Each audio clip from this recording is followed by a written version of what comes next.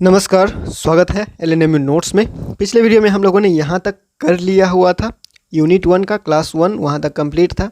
अब हम लोग यूनिट 1 का क्लास 2 करने वाले हैं। मतलब कि यूनिट 1 कंप्लीट होने में आप लोगों को 2 से 3 वीडियो में जो है वो कंप्लीट करना पड़ेगा।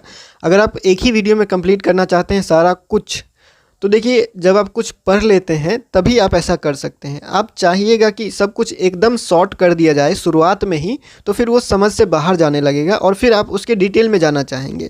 इससे अच्छा है कि आप थोड़ा मतलब कि ना इधर ना उधर, थोड़ा सा बीच में रहिए। यानी कि हम इतना भी लॉन्ग नहीं दे रहे हैं और ना ही इतना शॉर्ट दे, ना आपका कुछ छूटेगा और ना ही आप लोगों को ऐसा लगेगा कि कुछ नहीं पढ़ा हुआ है। ठीक है, तो हम ऐसा जो है वो ये नोट्स मतलब आप लोगों को इतना तक मदद कर देगा कि ऐसा लगेगा नहीं कुछ छूटा हुआ है, और सर ऐसा भी नहीं लगेगा कि बहुत ज़्यादा पढ़ना है।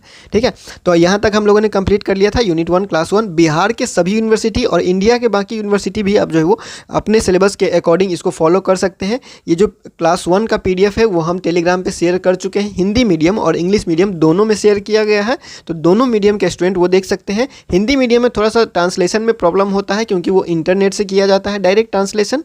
तो उसमें आपको क्या करना पड़ता है कि थोड़ा बहुत आपको भी मेहनत करना पड़ेगा मैच करने के लिए। जहाँ जहाँ अब पूरा चीज़ तो मिस्टेक नहीं होगा, कहीं कहीं 1-2 लाइन या 1-2 वर्ड मिस्टेक हो जाता है ट्रांसलेशन में, तो उसको आप खुद भी ठीक कर सकते हैं। ठीक है, तो देखिए हम लोग आते हैं नेक्स्ट। हमारे पास है नेक्स्ट टॉपिक है हमारे पास sign and symbols in communication. Science and हम लोग पहले ही पढ़ चुके हैं कि कम्युनिकेशन बहुत तरह से होता है।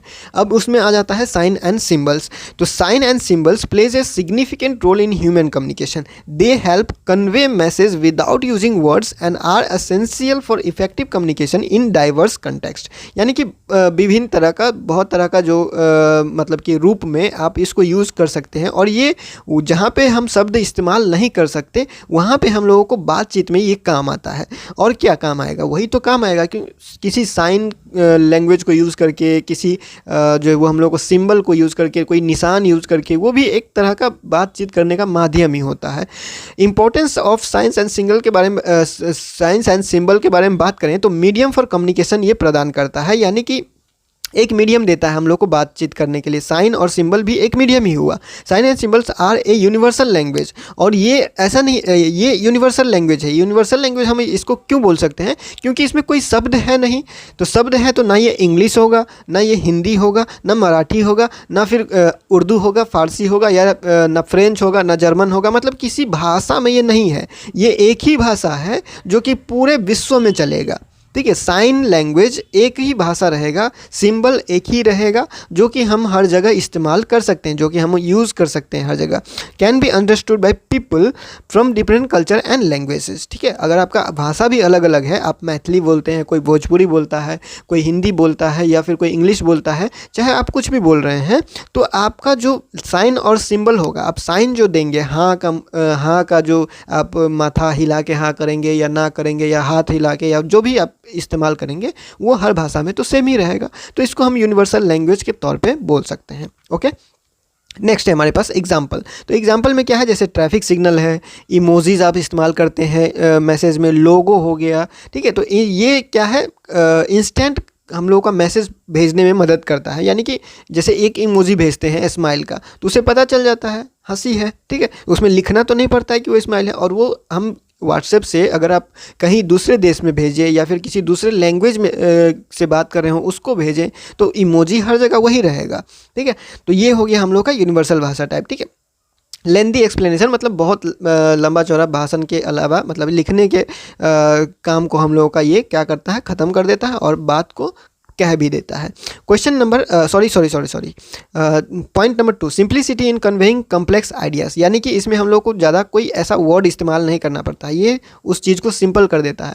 बस हाँ जैसे करना है, तो हाँ लिखना भी नहीं है, ना हाँ बोलना है, हम लोग को बस माथा सर हिलाना है, तो हो जाएगा हाँ। इधर हिलाते हैं, हाँ इधर हिलाते हैं, ना। तो इस तरह से क्या है, सिंपल कर रहे हैं हम लोग, सिंपल कर रहा है। By using sign and symbol complex concept can be simplify and easily remember. अब आप लोगों की किताब किताब में भी ऐसा साइन और सिंबल यूज़ किया जाता है ताकि आप उस चीज़ को आसानी से समझ पाए। मतलब कि साइन और सिंबल हम लोगों को कॉम्प्लेक्स भाषा को आप बोल सकते हैं एक तरह से आसान करता है समझने में।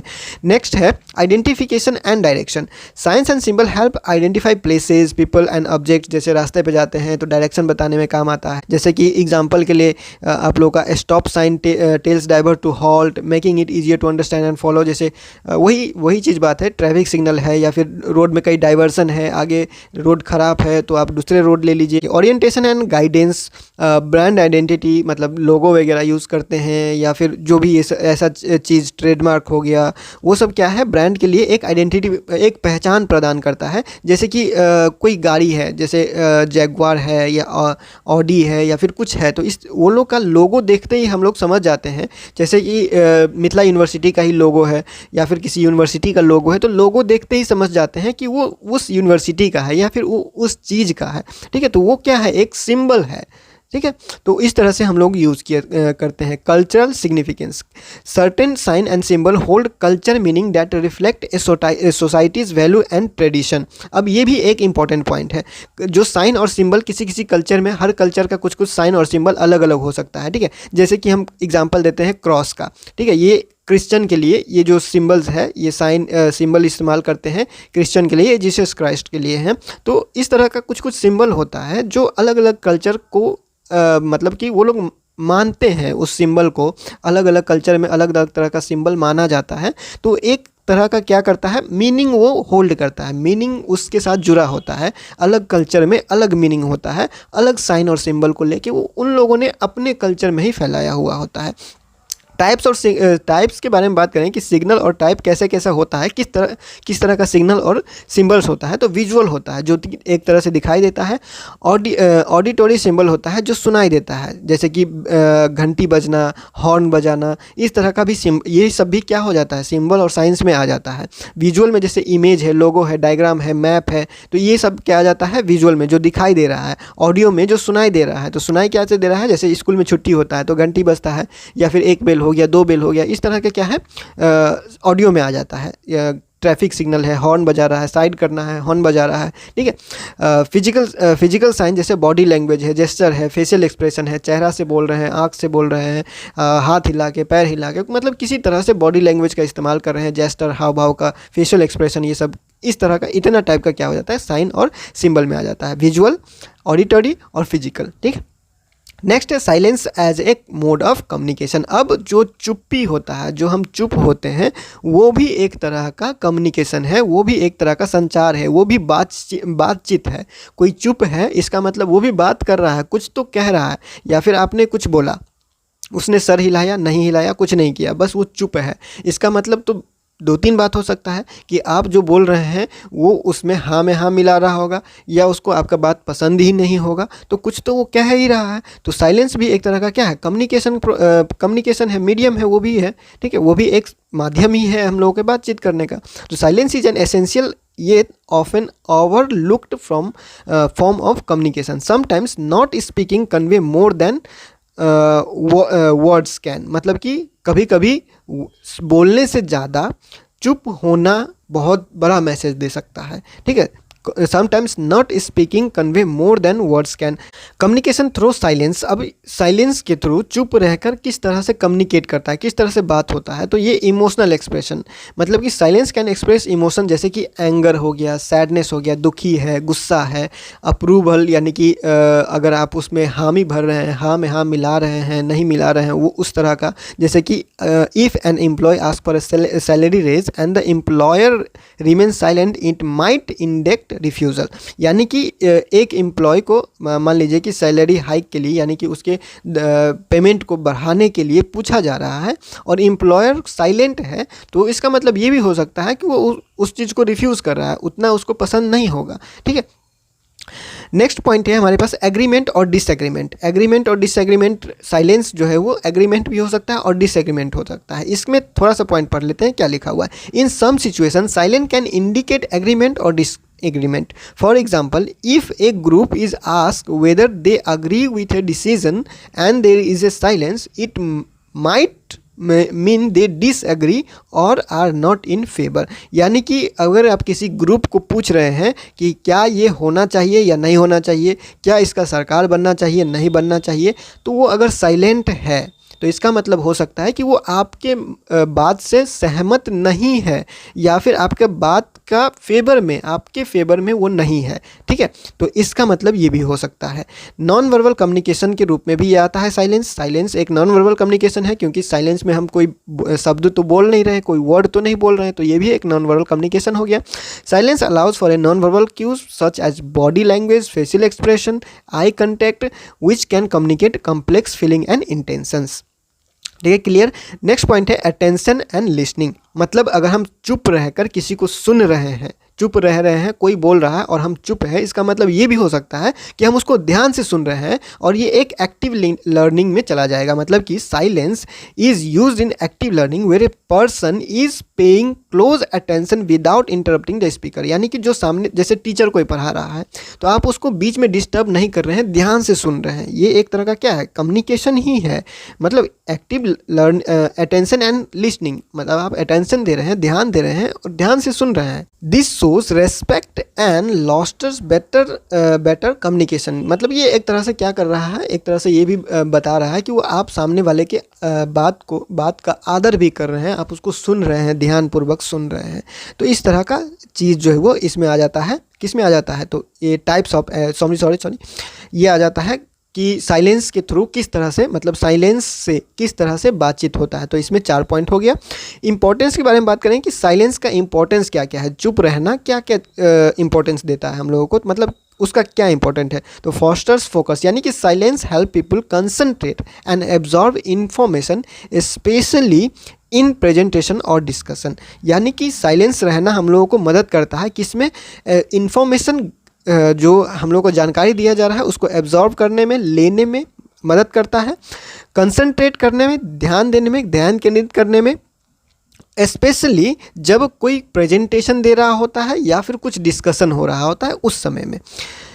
नेक्स्ट पॉइंट है क्रिएट टेंशन और एंटिसिपेशन। यानी कि पब्लिक स्पीकिंग में pause can create a sense of suspense making the message more impactful. यानी कि जैसे कि कोई एक पब्लिक स्पीच दे रहा है, कोई एक स्पीच दे रहा है, बहुत सारे लोग वहाँ पे हैं और स्पीच देते देते अचानक से वो रुक गया, तो इसका मतलब ये होगा कि वो अब क्या बोलेगा, एक टेंस क्रिएट करेगा सबके मन में कि अब वो क्या बोलने वाला है, क्या बोलेगा नहीं बोलेगा।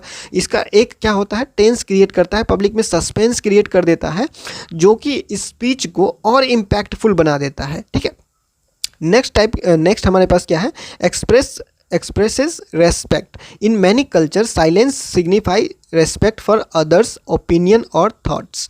मतलब कि बहुत सारे कल्चर में ऐसे भी है, साइलेंस जो है वो दूसरे के बात का या फिर दूसरे के राय का, मतलब कि उसको आप रेस्पेक्ट दे रहे हैं, उसका इज्जत कर रहे हैं, दूसरे के राय का, दूसरे के बोली का आप जो ये इज्जत कर रहे हैं, वो भी ये क्या करता है, डिनोट्स करता है। ठीक है, तो यहाँ इन सब चीज़ों में यहाँ साइलेंस का इंपॉर्टेंस होता है। जैसे अब आपके पापा ही आपके सामने कुछ बोल रहे हैं तो आप उल्टा तो नहीं बोलिएगा, आप चुपचाप सुनिएगा। ठीक है, तो इस तरह का एग्जाम्पल होता है। ये सब मतलब अलग अलग कल्चर में अलग अलग जगह पे अलग अलग चीज़ साइलेंस बोलता है। इस बात को याद रखिएगा, किस तरह से बोलता है वो हम लोगों ने देखा।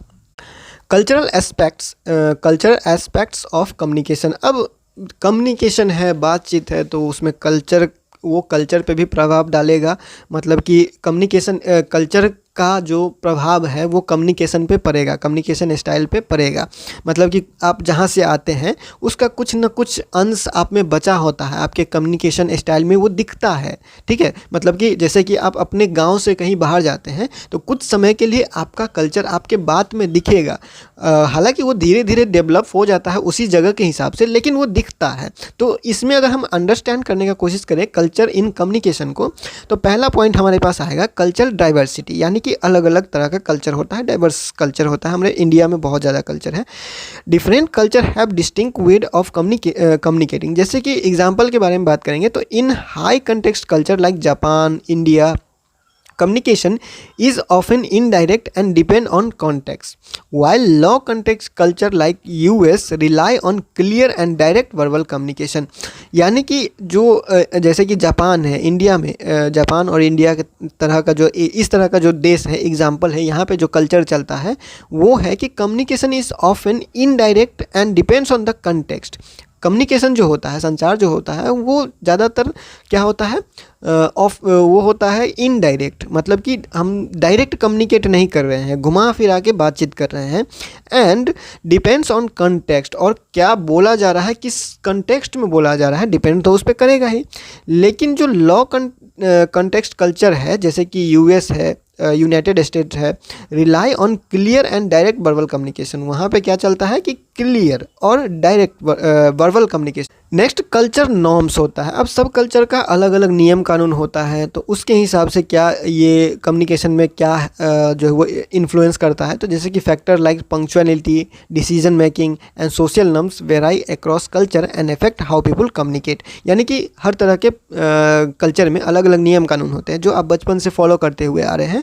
तो वो आपके पंक्चुअलिटी पे, किसी चीज़ पे, जैसे पंक्चुअलिटी का एग्जांपल अगर आप लेते हैं तो किसी चीज़ को एक ही समय पे करना, हर बार आप एक ही समय पे कहीं पहुंच रहे हैं, हर दिन एक ही समय पे जा रहे हैं, हर काम एक ही समय पे कोई कर रहे हैं। डिसीजन मेकिंग हो गया, किसी चीज़ का डिसीजन ले रहे हैं। सोशल नॉर्म्स हो गया, उसके बाद सोशल नॉर्म्स हो गया, वो वेरी करता है अक्रॉस द कल्चर, अलग अलग कल्चर के अलग अलग होता है। And affect how people communicate, और वो असर करता है कि लोग उस कल्चर में बात कैसे कर रहा है, और वही बाहर निकलता है, वो दिखता है।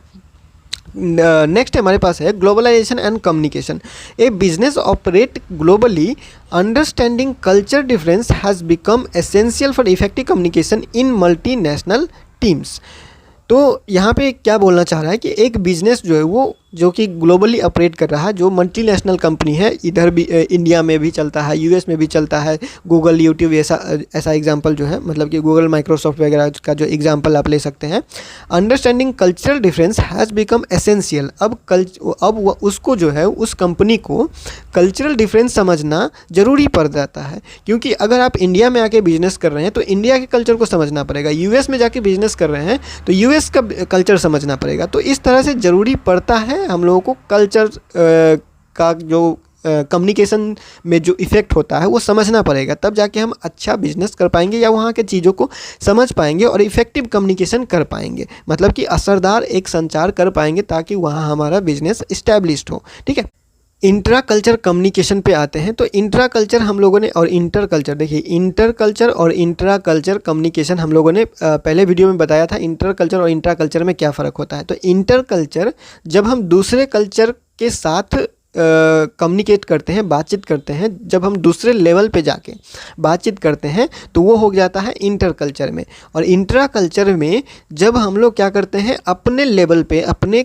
एक लाइन में, एक कल्चर में बातचीत होता है, वो इंट्रा कल्चर हो गया।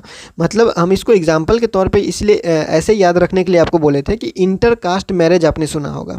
तो इंटर कास्ट मैरिज कब होता है, जब आप दूसरे कास्ट में जाके मैरिज करते हैं, शादी करते हैं, तो इंटर कास्ट होता है। तो यहाँ पे आप यही समझ सकते हैं, inter communication, inter culture communication हो गया जो हम दूसरे कल्चर के साथ कम्युनिकेट करेंगे। इंट्रा कल्चर हो गया जो हम खुद के कल्चर के साथ, अपने लेवल के, अपने सेम कल्चर के साथ करेंगे कम्युनिकेशन, तो वो इंट्रा कल्चर हो गया। अब इंट्रा कल्चर में क्या सब पॉइंट है तो हम वो थोड़ा सा देखते हैं। Intra culture communication refers to communicate within the same culture और सोसाइटी। ठीक है, मतलब एक ही लेवल पे, एक सोसाइटी में, एक समाज में, एक कल्चर में जो बातचीत हम लोग करते हैं वो इंट्रा कल्चर हो गया। However even within one country communication style can vary significantly due to regional, social and economical difference. मतलब कि हालांकि ये फ़र्क हो सकता है, एक ही देश में अलग अलग जोन में अलग अलग तरह का जो है वो होता है। अब ये हम लोग को पता ही है क्योंकि इंडिया जो है वो बहुत डाइवर्स कल्चर के साथ आता है। हम लोगों के पास बहुत ज़्यादा जैसे जैसे आप स्टेट बदलिएगा, जैसे जैसे जोन बदलेगा, वैसे वैसे कल्चर बदलते हुए चला जाता है, तो वो असर करता है। ठीक है, तो ऊपर भी हम लोगों ने वो देखा। एग्जाम्पल के बारे में बात करें, जैसे कि यहाँ है रीजनल डिफरेंस। अब इंडिया में बात करें तो the way Hindi is spoken different from region to region. जैसे कि हम अपने यहाँ, मतलब कि अगर हम मिथिला के बारे में बात करें तो यहाँ पे, या फिर बिहार के बारे में बात करें, या बिहार के बाहर जाइएगा आप, यूपी जाइए, एमपी जाइए, दिल्ली जाइए, मुंबई जाइए, तो यहाँ पे अलग अलग तरह का जो वो सबको हिंदी बोलने का अलग अलग स्टाइल है। और जो आप लोग यूज़ करते हैं, जैसे वो अपने भाषा में कुछ कुछ यूज़ करते हैं, कोई कोई मुहावरा यूज़ करते हैं, कोई कोई हाव भाव जो इशारा यूज़ करते हैं, कुछ कुछ ऐसा होता है जो यहीं पे चलेगा, आप बाहर चले जाइएगा तो वो नहीं चलेगा। ठीक है, तो इस तरह का क्या होता है, रीजनल डिफरेंस में आ जाएगा इस तरह की चीज़ें जो है। जैसे कि दिवाली सेलिब्रेट करते हैं तो डिफरेंट स्टेट में अलग अलग तरह से, कोई कहीं पे कुछ बना के खा रहा है, कहीं पे कुछ बना के खा रहा है, लेकिन जो एसेंस है वो वही रहता है। ठीक है, तो रीजन के साथ वो जो कल्चरल डिफरेंस है वो दिखेगा और वो असर करेगा कम्युनिकेशन में, और वो दिखेगा भी। कास्ट एंड सोशल इन्फ्लुएंस जैसे कि इसमें आते हैं तो communication across different caste can have new sense. The caste system still effect interaction and can influence how people communicate. वही बात है, घुमा फिरा के वही बोलना चाह रहा है कि कास्ट सिस्टम जो होता है वो स्टिल अभी भी इफेक्ट करेगा, मतलब still effect interaction and can influence how people communicate. कैसे आप कम्युनिकेट करते हैं, कैसे संचार करते हैं, कैसे बातचीत करते हैं, वो आपके कास्ट से, वो आपके कल्चर से आएगा, वो झलकेगा आप में। ठीक है, नेक्स्ट हमारा पॉइंट है, एग्जांपल है अर्बन वर्सेस रूरल कम्युनिकेशन। अब जो कोई गांव से आता है, जो कोई शहर में रहता है, उसके कम्युनिकेशन में फ़र्क तो होगा ना। तो उसी तरह है अर्बन एरिया, यानी कि जो शहरी क्षेत्र है, there is a growing influence of western communication, यानी कि बाहरी जो सभ्यता है, जो पश्चिमी सभ्यता है, उसका असर शहरी क्षेत्र में ज़्यादा है, लेकिन गाँव में वैसा नहीं है। ठीक है, गाँव में थोड़ा अभी तक जो है वो हमारे पारंपरिक जो बोलने का स्टाइल है, जो कल्चर है, वो अभी तक बचा हुआ है। ऐसा नहीं है कि सब जगह ख़त्म हो चुका है। तो ये सब डिफरेंस होता है। ये सब एग्जांपल हो गया आप लोगों का, इंट्रा कल्चर का एग्जांपल हम लोग बता चुके हैं।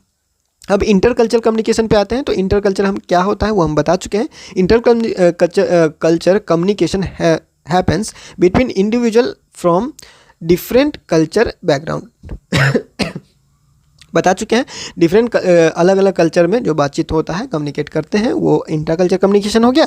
It requires understanding and adapting to culture difference in language, gesture and values, यानी कि जिस कल्चर में आप बात करना चाह रहे हैं उसको भी आपको समझना पड़ेगा। कहने का मतलब ये है, चाहे उसमें जो भी चीज़ इस्तेमाल किया जा रहा है, अगर आप किसी देश में जाके रहते हैं, किसी क्षेत्र में जाके रहते हैं, किसी दूसरे स्टेट में जाके रहते हैं, तो वहाँ का कल्चर, वहाँ पे साइन सिंबल जो यूज़ किया जा रहा है, वहाँ पे हाव भाव जो यूज़ किया जा रहा है, जो वहाँ पे टोन यूज़ किया जा रहा है, वो सबको भी आपको समझना पड़ेगा अगर आपको इफेक्टिव कम्युनिकेशन, एक अच्छा संचार, एक अच्छी बातचीत वहाँ पे करनी है। तो नेक्स्ट हमारे पास importance of inter culture communication. Inter culture communication का क्या इंपॉर्टेंस है? अब ग्लोबल इंटरेक्शन पहला, और दूसरा है कल्चर सेंसिटिविटी। तो पहला क्या है? पहला है ग्लोबल इंटरेक्शन में as people from different country interact more, understanding culture difference become crucial to avoid misunderstanding. अब अगर हम लोग ग्लोबली इंटरेक्ट करना चाहते हैं, अब ग्लोबली मतलब देश से बाहर जाके इंटरेक्ट करना चाहते हैं, या फिर अपने शहर से बाहर जाके, या फिर अपने स्टेट से बाहर जाके, जब हम लोग कम्युनिकेट करना चाहते हैं तो हम लोगों को समझना पड़ेगा। क्या समझना पड़ेगा? जो कल्चरल डिफरेंस है वो उसको समझना पड़ेगा, ताकि मिसअंडरस्टैंडिंग ना हो। अगर हम जो बोलना चाह रहे हैं वो सामने वाले को वही चीज़ समझाना है, तो हमको उसी तरह से बोलना पड़ेगा जिस तरह से वहाँ बोला जाता है। अगर हम अपने तरह से उसको समझाएंगे जो हमारे यहाँ बोला जाता है, तो वो गलत समझ सकता है। ठीक है, तो इस तरह का जो है वो इम्पोर्टेंस यहाँ पे आ जाता है कि ये जो इंटरकल्चरल कम्युनिकेशन है वो कब ज़रूरी क्यों हो जाता है? ज़रूरी इसलिए हो जाता है जब हम ग्लोबल जाना चाहते हैं, अब गांव से बाहर जाना चाहते हैं, शहर से बाहर जाना चाहते हैं, देश से बाहर जाना चाहते हैं, तो उस समय तो ज़रूरी पड़ेगा ही हम लोग को जानने का। ठीक है, नेक्स्ट है cultural sensitivity. Being aware of cultural difference can help prevent conflict and foster better relationships. अब वही चीज़ बोल रहा है घुमा फिरा के भी कि देखिए, अगर आपको अच्छा रिश्ता बनाना है दूसरे कल्चर वाले के साथ, तो भाई उसको समझो, वहाँ पे क्या चलता है नहीं चलता है, उस चीज़ को समझ के रखो, तभी वहाँ के लोगों के साथ आप अच्छा रिश्ता बना सकते हो। जो बीच में खटपट होगा या फिर जो भी तनाव होगा वो सब दूर करने के लिए आपको ज़रूरत पड़ेगा, रहने के लिए ज़रूरत पड़ेगा।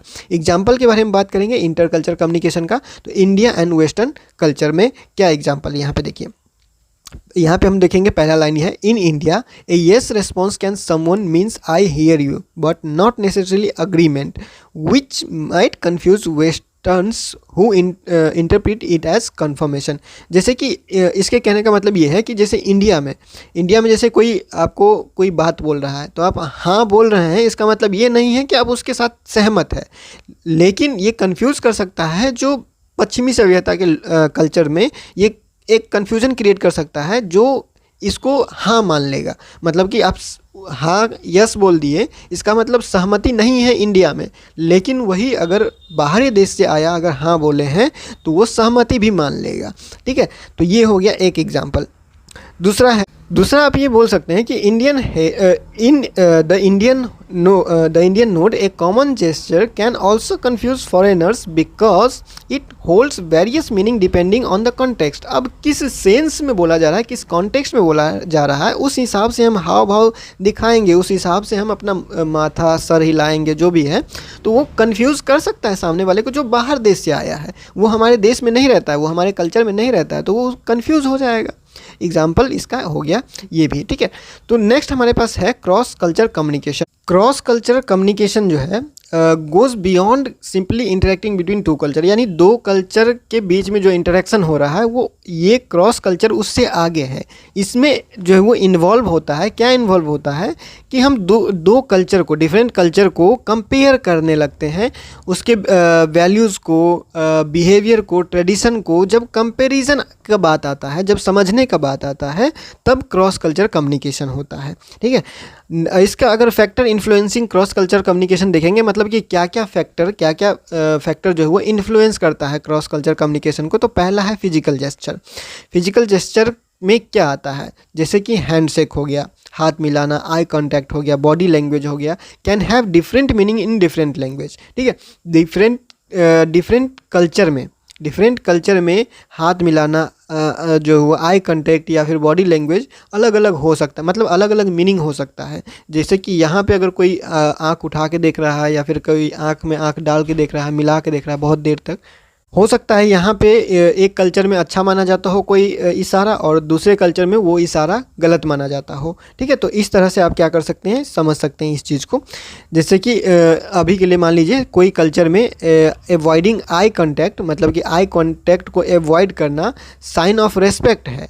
अगर कोई एक कल्चर में आँख से मतलब कि आई कांटेक्ट नहीं करना अगर रेस्पेक्ट है, जबकि दूसरे कल्चर में आंख नहीं मिलाना लैक ऑफ कॉन्फिडेंस हो जाएगा। ठीक है, तो इस तरह से जो है वो डिफरेंस देखने को मिलता है। ये भी एक चीज़ है, ये एक फैक्टर हुआ जो इन्फ्लुएंस करता है क्रॉस कल्चर कम्युनिकेशन को। नेक्स्ट है हमारे पास लैंग्वेज डिफरेंस। अब भाषा अलग अलग होगा तो फिर वो तो इन्फ्लुएंस करेगा ही, इसमें करना क्या है, इसमें बोलना क्या है, ये तो ये खुद ही बोल रहा है। Language is not just about word, ठीक है, it's about how they are used in different culture context. अब किस कॉन्टेक्स्ट में क्या बोला जा रहा है, मेन बात तो वो है। Understanding the importance of tone, pace and appropriateness is language is vital in cross culture communication. तो मतलब कि अब दूसरे जो भाषा है, भाषा सिर्फ शब्द का बात नहीं है, अब वो किस सेंस में कहा जा रहा है, किस समय में, किस टोन में, किस तरह से कहा जा रहा है, किस कॉन्टेक्स्ट में बात कर रहा है, वो हर चीज़ जो है वो एक भाषा बनाता है, सिर्फ शब्द से भाषा नहीं बनता है। ठीक है, तो वही कहना चाह रहा है। नॉन वर्बल कम्युनिकेशन पे आएंगे तो वो क्या है, पोस्टर हो गया, फेशियल एक्सप्रेशन हो गया, या अदर नॉन वर्बल क्यूज जो है वो play a crucial role in how message are understood in different language. अब इस सब का भी अलग अलग रोल होता है, नॉन वर्बल कम्युनिकेशन का एग्जाम्पल दे के बता रहा है। Tips for enhancing cross culture communication. अब किस तरह से आप इसको अच्छा कर सकते हैं, क्रॉस कल्चर कम्युनिकेशन को किस तरह से अच्छा कर सकते हैं। लैंग्वेज यूज़ करना, मतलब कि ऐसा लैंग्वेज आप यूज़ करेंगे, वहाँ पे कोई स्लैंग यूज़ नहीं करना है, कोई ऐसा वर्ड नहीं यूज़ करना है जो वहाँ पे जो है वो समझा नहीं जा रहा हो या फिर वहाँ पे गलत समझा जा रहा हो, तो इस तरह का शब्द का आप यूज़ नहीं करेंगे। या फिर जैसे कि आपने किसी का जो वो वीडियो थोड़ा यूट्यूब पे फेमस है कि लैंग्वेज भाई साहब लैंग्वेज आपकी बहुत गंदी है। तो नेक्स्ट हमारे पास है patience, allow extra time for communication to understand the nuances and cultural difference. मतलब कि आपको थोड़ा सा रुक के, थोड़ा इंतजार करके, सब्र करके कम्युनिकेशन करना पड़ेगा। अगर आप क्रॉस कल्चर कम्युनिकेशन कर रहे हैं तो मतलब अच्छा एक कम्युनिकेशन करना चाहते हैं तो थोड़ा आपको धैर्य रखना पड़ेगा। Encourage cooperation when communicating with someone from a different culture. Encourage an open and respectful environment। यानी कि जब आप क्रॉस कल्चर कम्युनिकेशन में शामिल हैं तब आपको क्या करना पड़ेगा, तो आपको एनकरेज करना पड़ेगा, बढ़ावा देना है, आपको उत्साहन बढ़ाना है, किसका, ओपन एंड रेस्पेक्टफुल इन्वायरमेंट देना है, तब जाके ये सब अच्छे से हो सकता है क्रॉस कल्चर कम्युनिकेशन। अब हाई कॉन्टेक्स्ट और लो कॉन्टेक्स्ट कल्चर ये सब तो पूछा नहीं जाएगा, फिर भी यहाँ पे दिया हुआ है, हम लोग थोड़ा सा जो क्या कर लेते हैं, इसको ख़त्म कर लेते हैं। अब ये लास्ट बचा हुआ है, ये हम लोग नेक्स्ट वीडियो में कवर करेंगे। यहाँ से कम्युनिकेशन थ्रू क्वेश्चनरीज हम जो नेक्स्ट में कंटिन्यू करेंगे। अब ये हो चुका है यहाँ तक, कल्चरल और साइन वगैरह का जो है वो हम लोग कर चुके हैं। अब यहाँ पे है फीचर, कम्युनिकेशन स्टाइल है, एग्जाम्पल कंट्री है और एम्फेसिस है। मतलब कि जो हाई कंटेक्स्ट कल्चर है, जैसे जहाँ पे कम्युनिकेशन स्टाइल क्या यूज़ होता है, इनडायरेक्ट और कंटेक्चुअल स्टाइल यूज़ होता है, जैसे कि जापान हो गया, इंडिया हो गया, अरब कंट्रीज़ हो गया। और ये किस चीज़ पे मतलब जोर डालता है, तो नॉन वर्बल क्यूज़ और रिलेशनशिप्स पे जोर डालता है। ठीक है, ये हो गया। लो कंटेक्स्ट कल्चर जो होता है वो उसका कम्युनिकेशन स्टाइल कैसा होता है, तो वो डायरेक्ट कम्युनिकेट करता है और एक्सप्लिसिट कंटेंट मतलब डायरेक्ट बोलता है। ठीक है, जो बोलना है डायरेक्ट बोलना है। ये इस तरह का कौन सा कंट्री है, तो इस तरह का जो कल्चर इस्तेमाल होता है वो होता है कम्युनिकेशन स्टाइल। इस तरह का कहाँ का इस्तेमाल होता है, तो वो होता है यूएसए में, जर्मनी में, ऑस्ट्रेलिया में, इस तरह के देशों में। और ये एम्फेसिस मतलब जोर किस पे डालता है, तो वर्बल क्लैरिटी और इफिशिएंसी पे जोर डालता है। ठीक है, तो ये आप लोग का डिफरेंसेस हो गया हाई कंटेक्स्ट और लो कंटेक्स्ट, जो ऊपर बात किया गया था वो एग्जाम्पल में। अब ये थोड़ा सा लंबा टॉपिक है, नहीं तो हम लोग इस वीडियो में कवर कर लेते हैं, हम लोग नेक्स्ट वीडियो में कवर करेंगे। और 17 पेज है टोटल, लगभग 10 पेज हो चुका है, 7 पेज बचा हुआ है, जो कि हम नेक्स्ट वीडियो में कोशिश करेंगे कि ख़त्म कर दें इसको, ज़्यादा लंबा नहीं खींचेंगे। यूनिट 1 3 वीडियो में ख़त्म हो जाएगा, यूनिट 2 में देखते हैं कितना समय लगता है। तो फिलहाल इस वीडियो में इतना ही, मिलते हैं अगले वीडियो में अगले अपडेट के साथ LNMU नोट्स के यूट्यूब चैनल पर।